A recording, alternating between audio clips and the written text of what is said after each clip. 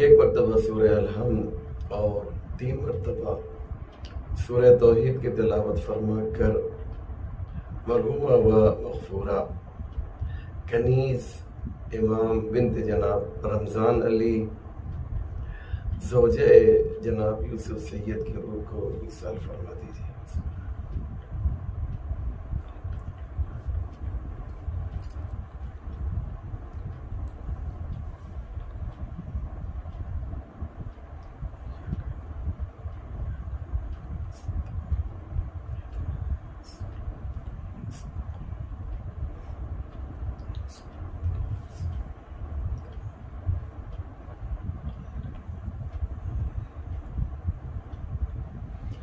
لا حول ولا قوة إلا بالله العلي العظيم حسبنا الله ونعم الوكيل نعم المولى ونعم النصير أعوذ بالله من الشيطان اللعين الرجيم بسم الله الرحمن الرحيم الحمد لله رب العالمين والصلاة والسلام والتحية والإكرام على سيد الأنبياء والمرسلين مولانا أبي القاسم محمد وآلہ الطیبین الطاہرین المعصومین المظلومین المنتخبین ولعنۃ اللہ علی اعدائہم اجمعین من یومنا ھذا الی صباح یوم الدین رب اشرح لی صدری ویسر لی امری واحلل عقدۃ من لسانی یفقهوا قولی اما بعد فقد قال الله سبحانه تبارك وتعالى وقوله الحق بسم الله الرحمن الرحيم ومن يبتغي غير الإسلام دينا فلن يقبل منه وهو في الآخرة من الخاسرين۔ مومنین کرام و ناظرین ذوی الاحترام، السلام علیکم ورحمۃ اللہ وبرکاتہ۔ ایک مومنہ کے ایصال ثواب کے لیے یہ مجلس سوم، جسے زیارت کی مجلس بھی کہا جاتا ہے، برگزار کی جا رہی ہے۔ میں ضروری سمجھتا ہوں کہ مرحومہ کے تمام اہل خاندان کو اس مصیبت پر تسلیت و تعزیت پیش کروں، بالخصوص مرحومہ کے شوہر جناب یوسف صاحب کو تسلیت و تعزیت پیش کرتا ہوں، کیونکہ مومنین یہ مجلس ایصال ثواب ہے،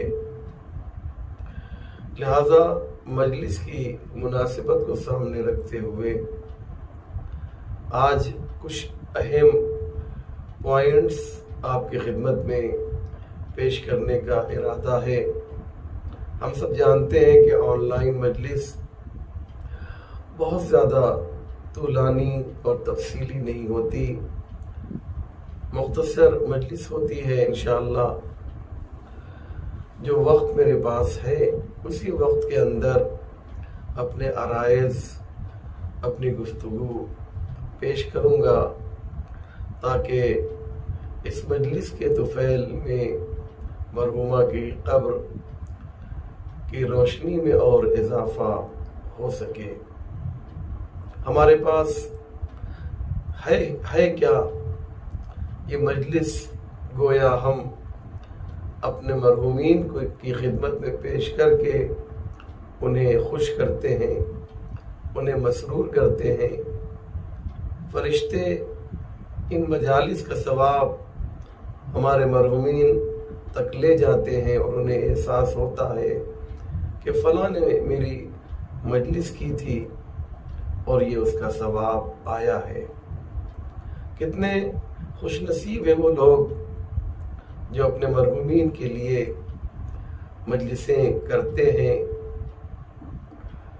اور اپنے مرحومین کو عالم برزخ میں خود سے راضی و خوشنود رکھتے ہیں۔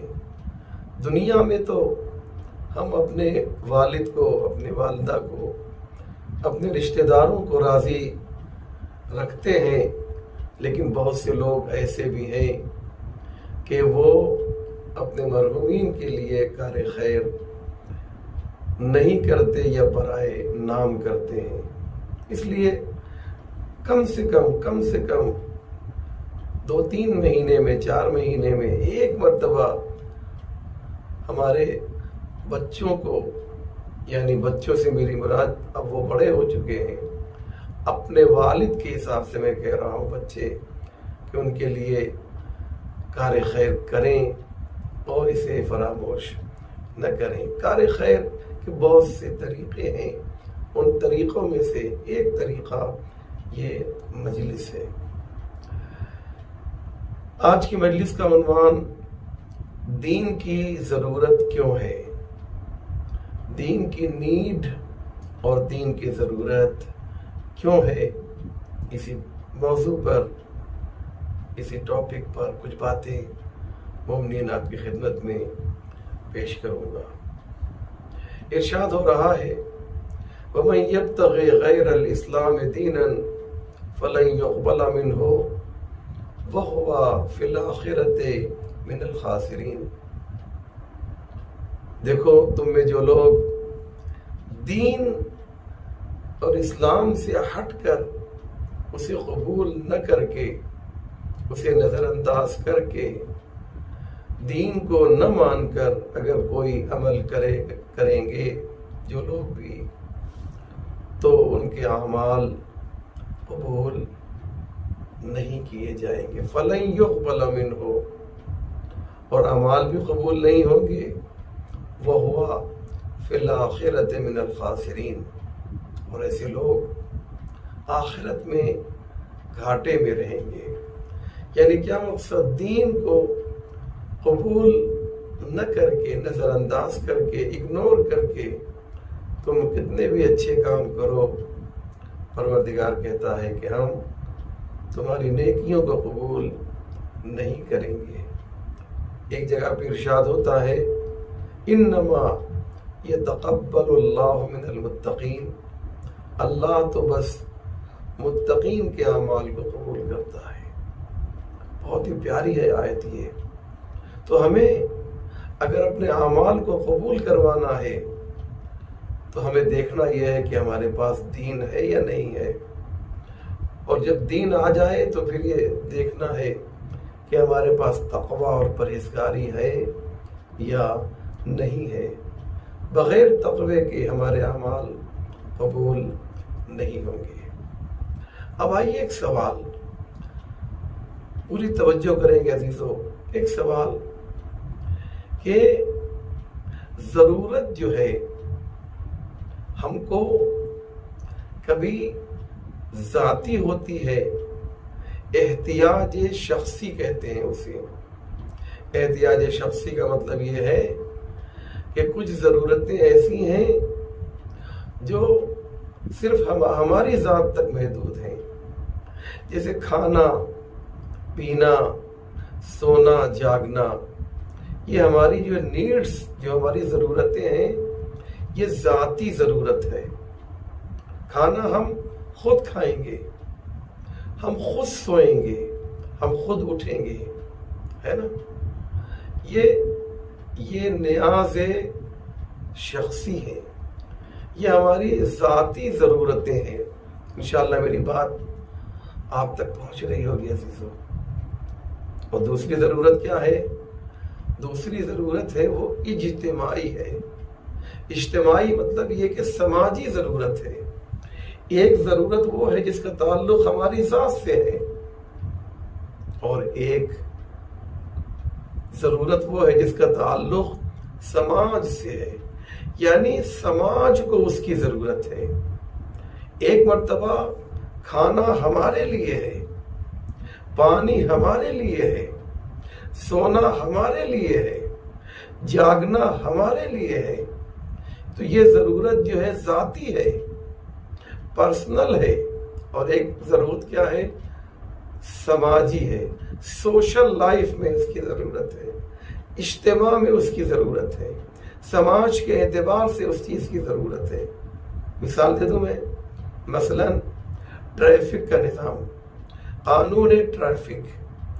کار آپ لے کے جا رہے ہیں تو یہاں پر جب آپ کار چلائیں گے تو آپ کو ہندوستان میں اگر ہیں تو آپ کو کیپ لیفٹ کرنا ہے، یعنی کیا مقصد؟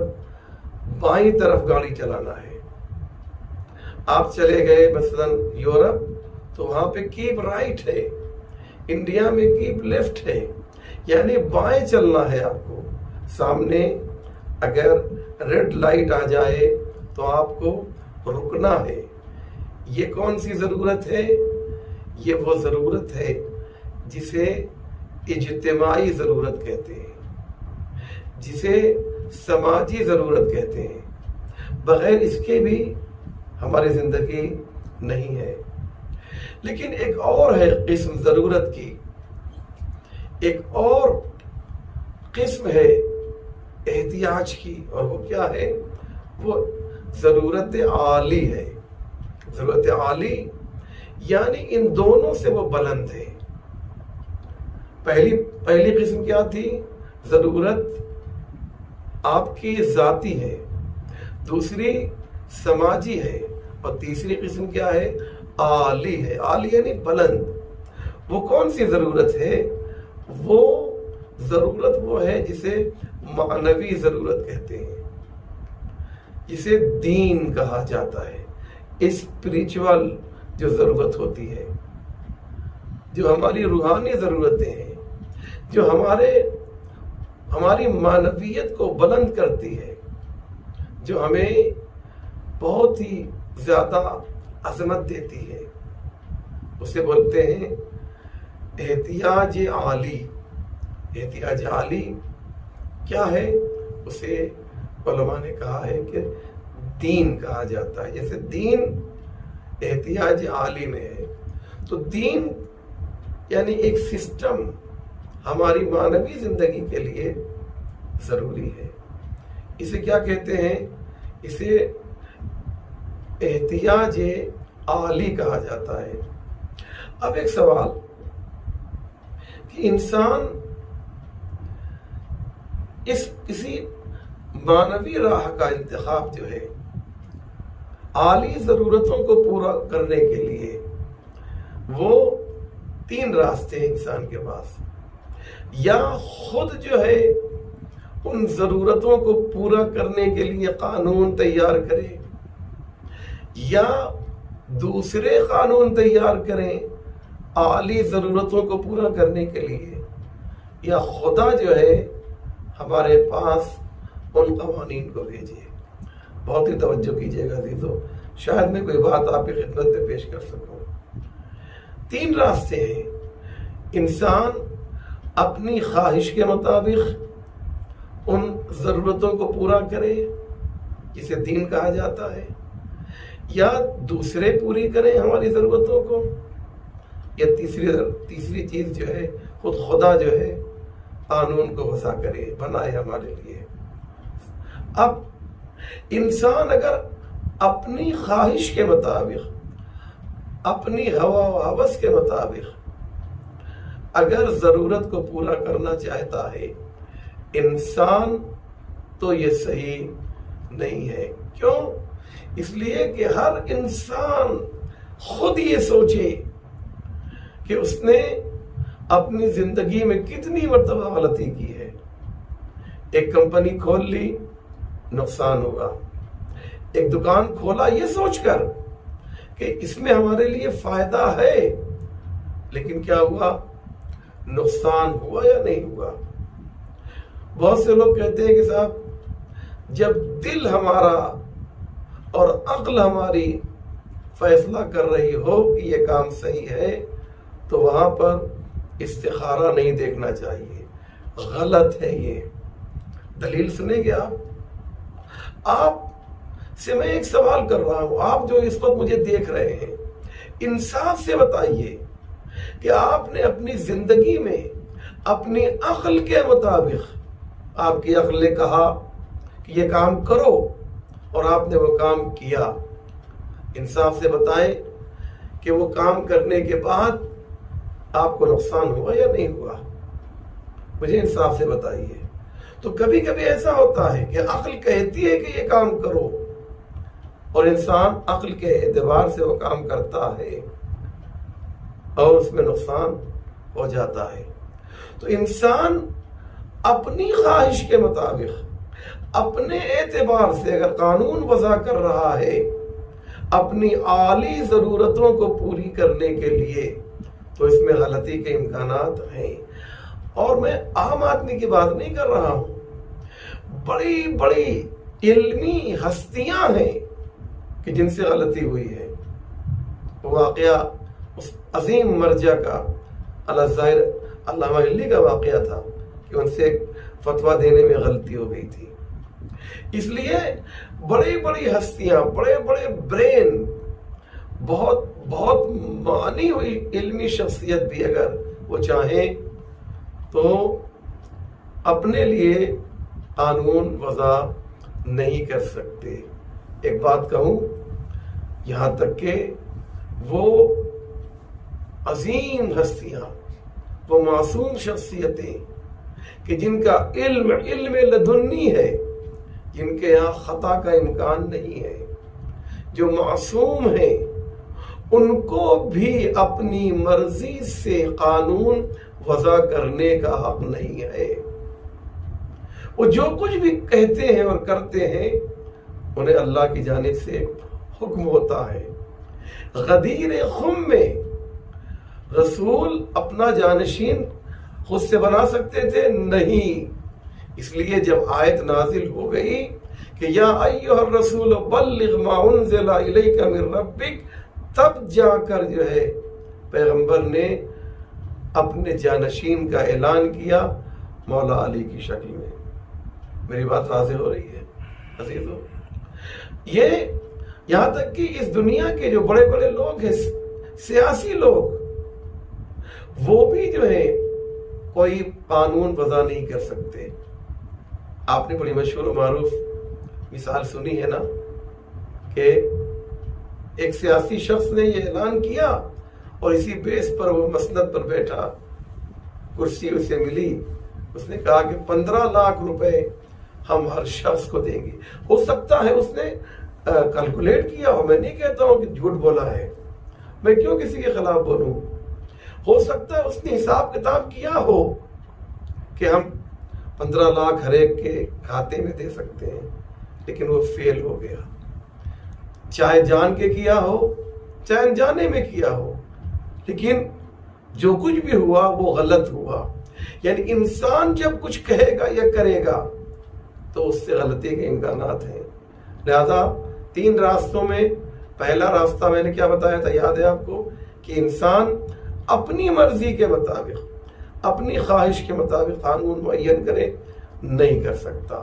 دوسرا کیا بتایا تھا میں نے، راہ دیگران، دوسروں کا راستہ، دوسرے جو ہے راستہ جو ہے ہمارے لیے معین کریں، دوسرے ہمارے لیے قانون بنائیں۔ بنا سکتے ہیں؟ نہیں۔ جب ہمیں حق نہیں ہے اپنے لیے، کیونکہ ہم غلطی کر سکتے ہیں، تو دوسرے بھی غلطی کر سکتے ہیں۔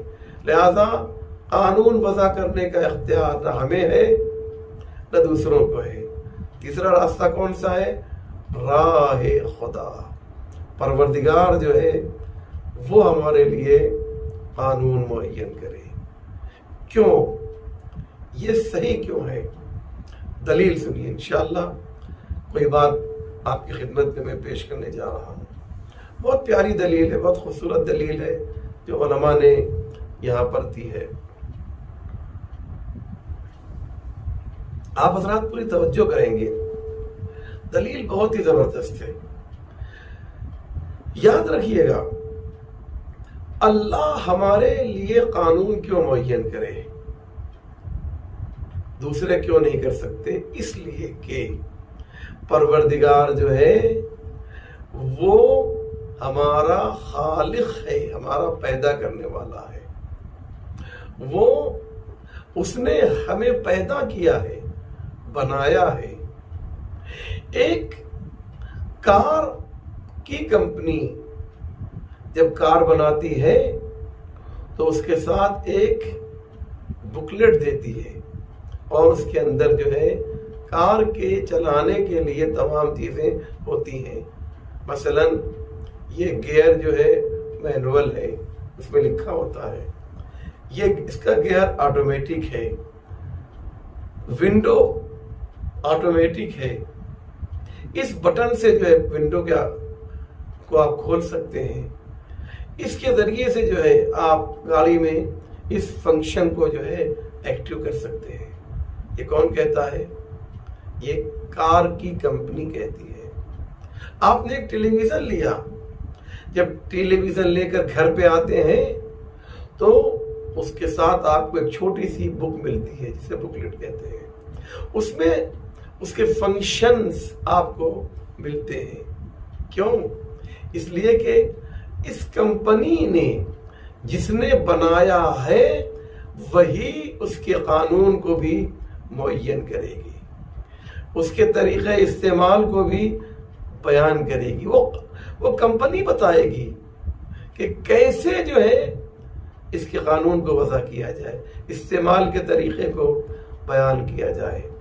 اب آپ سمجھے نا کہ ہمارا پیدا کرنے والا اگر ٹیلی ویژن کی کمپنی، اگر ٹی وی کی کمپنی جو ہے وہ طریقے استعمال بتا سکتی ہے کیونکہ اس نے بنایا ہے، تو پروردگار بھی ہمارا خالق ہے، اس لیے پروردگار ہی ہمارے لیے قانون معین کرے گا اور کسی کو حق نہیں ہے۔ اللہ وہ مقنن ہے، مقنن یعنی قانون بنانے والا ہے، اس کی جانب سے قانون بنے گا۔ اب آئیے ایک سوال، اللہ نے قانون بنا دیا، اب سوال یہ ہے کہ یہ قانون جو ہے ہم تک کیسے پہنچے گا؟ اللہ نے قانون بنا دیا ہمارے لیے، ہمارے فائدے کے لیے، ہماری بھلائی کے لیے اللہ نے قانون بنا دیا، تو اب جو ہے یہاں پر دو راستہ ہے۔ میں بہت آہستہ آہستہ گفتگو کو لے کے آگے بڑھ رہا ہوں تاکہ کچھ اہم پوائنٹس، اہم باتیں آپ کی خدمت میں پیش کر سکوں۔ انشاءاللہ مومنین ہماری گفتگو کو بہت توجہ کے ساتھ سماعت فرما رہے ہیں۔ مجھے اس بات کا احساس ہے، میری طبیعت صحیح نہیں ہے، لیکن یوسف بھائی کا حکم تھا، اس لیے اس حالت میں بھی کہ جب میری آواز تقریباً گرفتہ ہے، اللہ سے استمداد اور مدد طلب کرتے ہوئے میں حاضر ہو گیا ہوں، لیکن انشاءاللہ آواز ایسی بھی ہو، بات مجھے آپ تک پہنچانی ہے۔ اب سنیے، یہ قانون ہم تک کیسے پہنچے گا؟ یہ بات طے ہو گئی کہ قانون ہم نہیں بنا سکتے، ہمارے لیے دوسرے نہیں بنا سکتے کیونکہ غلطی کے امکانات ہیں، خدا بنائے گا، یہ بھی طے ہو گیا۔ خدا کیوں بنائے گا؟ اس لیے کہ وہ ہمارا خالق ہے۔ اب سوال یہ ہے کہ قانون تو خدا نے بنا دیا، اب یہ قانون ہم تک پہنچے گا کیسے؟ توجہ کر رہے ہیں نا؟ یہ قانون ہم تک کیسے پہنچے گا؟ تو اب دو راستہ ہے کہ خدا ہمارے پاس چلا آئے کہ دیکھو ہم نے یہ قانون، میرے بندے ہم نے تمہارے لیے یہ قانون بنایا ہے۔ خدا آ کر ہم سے ڈائریکٹ کہہ دے۔ خدا ہمارے پاس آ نہیں سکتا ہے کیونکہ ہم میں وہ کمال نہیں پایا جاتا، وہ اپنے بلند ہونے کی وجہ سے، وہ عظیم ہونے کی وجہ سے ہمارے جیسے حقیر انسان کے پاس نہیں آ سکتا، اور ہم چونکہ جسم و جسمانیات رکھتے ہیں اس خدا تک نہیں پہنچ سکتے قانون کو لینے کے لیے. تو ضروری یہ ہے، عقل یہ کہتی ہے کہ کچھ ایسی ہستیاں ہوں جن میں جنبہ بشری بھی پایا جائے اور جنبہ خاکی بھی پایا جائے. بات واضح ہو رہی ہے نا؟ یعنی کیا مقصد؟ یعنی ان کے اندر دو رخ پائے جاتے ہوں. ایک رخ ان میں جو ہے وہ ہو جس کا کنیکشن اللہ سے ہو، اور ایک رخ وہ ہو جس کا تعلق جو ہے بندوں سے ہو.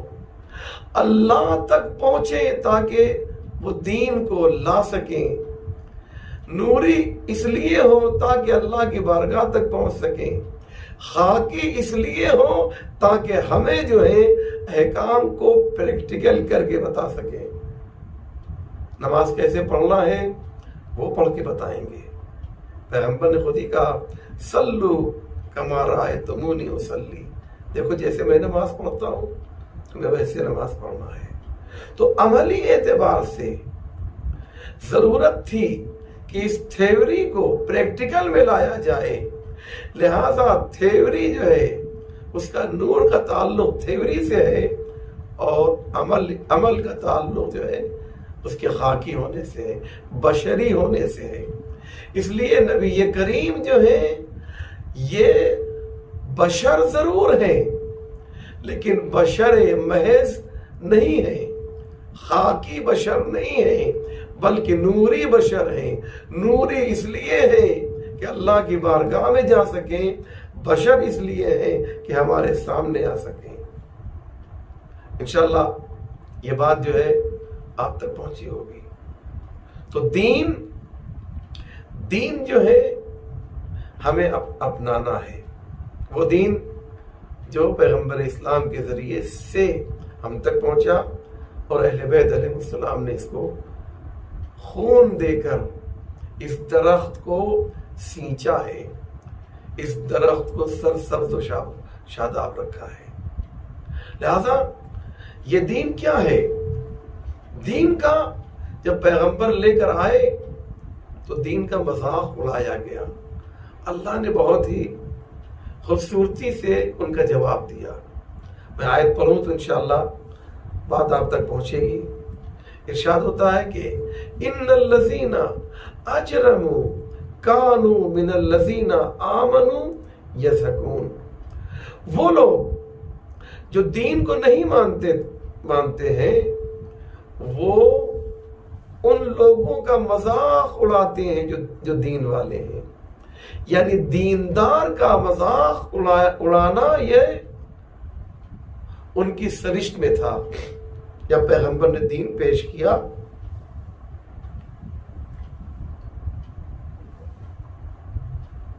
جب پیغمبر اسلام نے دین پیش کیا تو انہوں نے تضحیک کی، انہوں نے مذاق اڑایا. اللہ نے کیا جواب دیا ہے؟ اللہ اکبر، رونگٹے کھڑے ہو جاتے ہیں.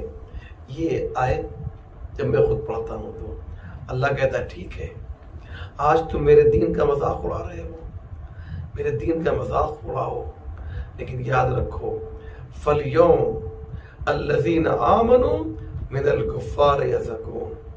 قیامت کا دن آنے دو، جب میدان محشر ہوگا، جب قیامت آئے گی تو اس دن جو ہے وہ بے دین جو دنیا میں مذاق ہمارا اڑا رہے تھے، وہاں پر قیامت میں جو ہے اہل ایمان بے دینوں کا مذاق اڑائیں گے، ان پر ہنسیں گے. فَالْيَوْمَ الَّذِينَ آمَنُوا مِنَ الْكُفَّارِ يَضْحَكُونَ.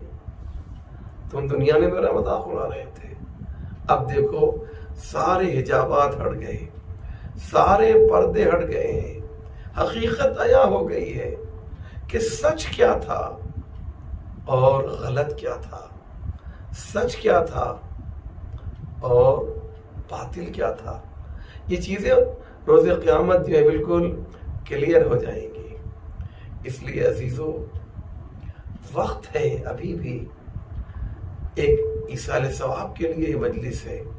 مجلس کا مقصد یہی ہے کہ آپ کو جھنجھوڑا جائے، آپ کو متنبہ کیا جائے، آپ کو آگاہ کیا جائے. وہ لوگ جو دین سے دور ہو گئے ہیں، پروردگار کہتا ہے قیامت جب آئے گی تب انہیں بتایا جائے گا، تب انہیں سمجھ میں آئے گا. اور واقعاً جب قیامت آئے گی، روایت میں ہے میدان محشر میں سارے انسان جمع ہوں گے. کتنا بڑا میدان ہوگا جس میں آدم سے لے کر قیامت تک سارے انسان موجود ہوں گے. آپ سوچ نہیں سکتے ہیں، ہے نا؟ تصور کیجئے ایک شہر کا کی آبادی اگر کسی جگہ پر آ جائے تو کیا کیفیت ہوتی ہے. لہذا جان محترم ایک بڑی جماعت ہوگی، بہت بڑے لوگ ہوں، بہت زیادہ لوگ ہوں گے. اور وہ لوگ جو ہیں جب جمع ہوں گے تو پروردگار ایک آواز دے گا، لمن الملک اليوم، آج کس کی حکومت ہے؟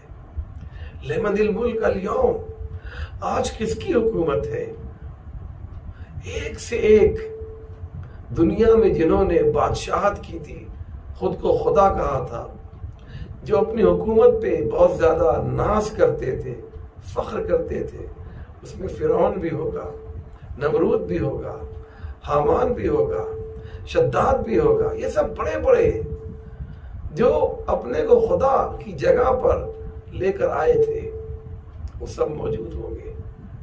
گویا پروردگار ان لوگوں سے سوال کرے گا، لمن الملک اليوم، آج قیامت آ گئی ہے، محشر میں کس کی حکومت ہے؟ کوئی جواب نہیں آئے گا، ہے نا؟ سب خاموش رہیں گے. فرعون جواب کیوں نہیں دیتے؟ نمرود بولتے کیوں نہیں ہو؟ تمہاری زبان کو کیا ہو گیا ہے؟ تمہاری بولنے کی طاقت کو کیا ہو گیا ہے؟ آخر آواز تمہاری کیوں نہیں نکل رہی ہے؟ یہ بدن تمہارا لرز کیوں رہا ہے؟ یہ اتنا خائف کیوں ہو؟ دنیا میں تو بہت اگڑتے تھے، کہتے تھے انا ربکم الاعلی، میں تمہارا سب سے بڑا خدا ہوں. لمن الملک اليوم، اب بتاؤ کس کی حکومت ہے؟ وہ خدا جس کے بارے میں آپ پڑھتے ہیں سورہ الحمد میں، مالک یوم الدین، اس کا ترجمہ ہے پروردگار قیامت کے دن کا مالک ہے. اس دن اس کی مالکیت جو ہے سمجھ میں آئے گی لوگوں کو. اور جب کوئی جواب نہ آئے گا تو پھر اللہ کی جانب سے ہی ایک دوسری آواز آئے گی، للہ الواحد القہار، آج اس اللہ کی حکومت ہے جو واحد بھی ہے اور قہار بھی ہے. یہ لفظ واحد خاص طور سے قیامت میں کیوں مت بیان کیا جا رہا ہے؟ کیوں؟ اس لیے کہ دنیا میں ڈپلیکیٹ ہی صحیح، لیکن لوگ، انسان نے خود کو خدا کا درجہ دے دیا تھا. اب اللہ قیامت میں کہے گا میں اکیلا ہوں، اکیلی میری حکومت ہے. دنیا میں فرعون نے لوگوں کو بہکا دیا تھا اور خدا کہہ رہا تھا. قیامت میں ہمت ہے کسی کی جو کہہ دے کہ میں یہاں کا مالک ہوں؟ للہ الواحد القہار، میں اکیلا ہوں. قہار، میں قہر نازل کروں گا. میں کس پہ قہر نازل کروں گا؟ ظالموں پر. میں کس پر قہر نازل کروں گا؟ بے دینوں پر. میں کس پر قہر نازل کروں گا؟ جنہوں نے ہمارے دین کو دنیا میں چھوڑ دیا تھا. میں اللہ پروردگار نے بڑے حسین انداز سے قیامت کے منظر کو پیش کیا ہے. تصور کیجئے ایک آواز آ رہی ہوگی اور اللہ سوال کر رہا ہوگا اور کوئی جواب نہیں آ رہا ہوگا. کیا کیفیت ہوگی؟ بس عزیزو، ایک مومنہ کے ایصال ثواب کے لیے مجلس سے سوم ہے یوسف بھائی، ان کے جو شوہر ہیں، ان کی جانب سے یہ مجلس برگزار کی جا رہی ہے. دعا ہے کہ پروردگار مرحومہ کے جانے کے بعد جو خلا واقع ہوا اسے پر کرے اور ان کے وابستگان کو، ان کے پسماندگان کو اس غم کے سہنے کی طاقت و قوت عنایت فرمائے۔ یہ کنیز تھی، کنیز کس کی کنیز؟ اہل بیت کی کنیز، امام کی کنیز، فاطمہ زہرا کی کنیز۔ تو کیا آج جناب فاطمہ زہرا کے مصائب آپ نہیں سنیں گے عزیزو؟ اللہ اکبر، ایک اکلوتی بیٹی ہے پیغمبر اسلام کی، اتنی اذیت دی گئی، اتنی تکلیف دی گئی فاطمہ زہرا کو کہ آپ کو مرثیہ پڑھنا پڑا۔ سبت علی مصائب لو انہا سبت علی الایام سرن لیالی۔ بابا جان آپ چلے گئے، لیکن آپ کے جانے کے بعد آپ کی بیٹی فاطمہ پر اتنی مصیبتیں ڈھائی گئیں کہ اگر یہ مصیبت جو ہے دن پہ پڑتی تو دن رات میں تبدیل ہو جاتا۔ اللہ اکبر۔ جناب فاطمہ زہرا اپنے بابا کے جانے کے بعد شب و روز گریا کرتی ہیں۔ ایک دن اشراف مدینہ جو ہے آئے اور مولا علی سے کہتے ہیں، یا علی آپ اپنی زوجہ سے کہہ دیجئے کہ وہ دن میں رویا کریں یا رات میں رویا کریں، کیونکہ فاطمہ کے رونے سے ہمارے کام میں خلل واقع ہوتا ہے۔ میں آپ سے ایک سوال کرنا چاہتا ہوں عزیزو، مجھے اس کا جواب دیں کہ اگر ایک بیوی، ایک خاتون اپنے گھر میں گریا کر رہی ہے تو اس سے شہر والوں کو تکلیف کیسے پہنچ سکتی ہے؟ سنیں عزیزو، بات یہ ہے کہ جب فاطمہ زہرا اپنے بابا کے غم میں گریا کرتی تھیں تو تنہا فاطمہ زہرا گریا نہیں کرتی تھی بلکہ مدینے کے ذرات گریا کرتے تھے۔ اجرکم علی اللہ۔ ہاں عزادارو، فاطمہ زہرا کو یہ احساس ہو گیا، جناب اسما سے کہا کہ دیکھو میں حجرے میں جا رہی ہوں، اب میری زندگی کا آخری وقت آ گیا ہے، جب تک میری تسبیح کی آواز آتی رہے سمجھ لینا کہ زہرا زندہ ہے، لیکن جب تسبیح کی آواز آنا بند ہو جائے تو سمجھ لینا فاطمہ اس دنیا میں نہیں ہے۔ عزادار و اسما کہتی ہیں فاطمہ زہرا حجرے میں گئی اور جانے کے بعد میں دروازے پر کھڑی ہو کر جو ہے میں تسبیح کی آواز سن رہی ہوں، سبوح قدوس رب الملائکۃ والروح کی آواز آ رہی ہے، یہاں تک کہ وہ وقت بھی آیا کہ یہ آواز اب میرے کانوں میں نہیں سنائی دے رہی ہے، اب یہ آواز بند ہو گئی، ہمیشہ کے لیے بند ہو گئی۔ اب جو میں حجرے میں گئی تو کیا دیکھا، ہاتھ تسبیح جو ہے فاطمہ زہرا کے ہاتھ میں ہے اور روح پرواز کر گئی۔ عزادارو یہ کیسا موقع تھا، مولا کائنات کو جب خبر ملی آپ تشریف لائے، ایک جملہ کہا عزیزو، بس میں ختم کر رہا ہوں۔ فاطمہ زہرا کو غسل دیا گیا، کفن پہنایا گیا اور چند لوگوں کے ساتھ جو ہے لے جا کر فاطمہ زہرا کو جو ہے قبر میں اتارا گیا۔ ہاں عزادارو، جب قبر میں مولا علی نے چاہا کہ فاطمہ زہرا کو اتاریں تو ایک عجیب کشمکش تھی، کیونکہ کوئی محرم تو تھا نہیں۔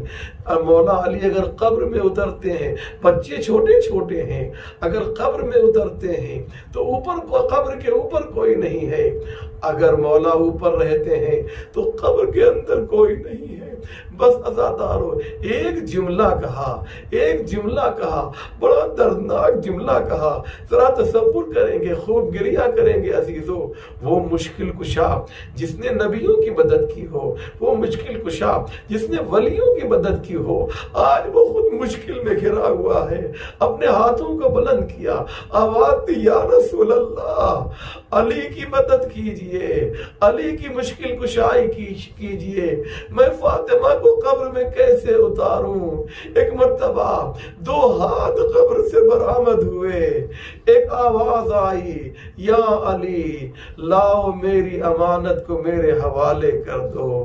عجب نہیں علی نے آواز دی ہو، یا رسول اللہ جب امانت کو لیا تھا تو پسلیاں ٹوٹی نہیں تھیں، دل شکستہ نہیں تھا، امانت کو واپس کر رہا ہوں تو پسلیاں ٹوٹ چکی ہیں، فاطمہ کا دل ٹوٹا ہوا ہے۔ وَسَيَعْلَمُ الَّذِينَ ظَلَمُوا أَيَّ مُنقَلَبٍ يَنقَلِبُونَ إِنَّا لِلَّهِ وَإِنَّا إِلَيْهِ راجعون رضا بقضائه وتسليما لأمره اللهم بحق محمد وأنت المحمود وبحق علي وأنت العالى وبحق فاطمة وأنت فاطر السماوات والأرض وبحق الحسن وأنت المحسن وبحق الحسین وأنت قدیم الإحسان۔ یا اللہ تجھے واسطہ محمد و آل محمد کا پروردگار ہمارے اس مختصر مگر اہم اعمال کو قبول فرما۔ جس مرحومہ کے لیے مجلس منعقد کی پروردگار اسے جنت عالیہ فردوس میں جگہ عنایت فرما۔ یا اللہ آل محمد کے چاہنے والے دنیا میں جہاں جہاں بھی ہو ان کی جان مال عزت آبرو کی حفاظت فرما۔ یہ وبا یہ بیماری جو پوری دنیا میں پھیل چکی ہے پروردگار، یہ سب سے ہم سب کو اس بیماری سے ہم سب کو محفوظ فرما۔ ہمارے امام کے ظہور میں تعجیل فرما، ہم سب کو ان کے اعوان و انصار میں شمار فرما۔ ربنا تقبل منا انک انت السمیع العلیم۔